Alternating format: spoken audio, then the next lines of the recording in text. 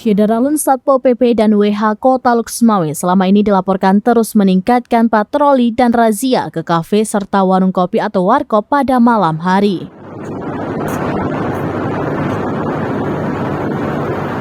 Apalagi setelah adanya surat edaran dari penjabat Gubernur Aceh Ahmad Marzuki tentang larangan warung kopi dan kafe untuk buka di atas pukul 00 waktu Indonesia bagian Barat.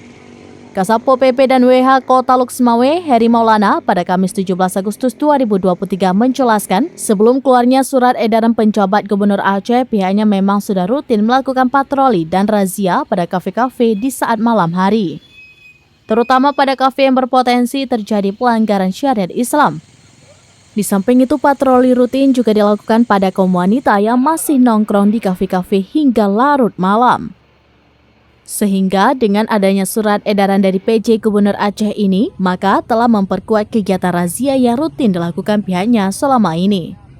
Serta dipastikan juga sejak surat edaran penjabat Gubernur Aceh dikeluarkan, sejauh ini belum ditemukan adanya kafe atau warkop di Kota Luxmawe yang masih buka di atas pukul 00 waktu Indonesia bagian Barat. Dari Luxmawe, Saiful Bahri, serambinews.com.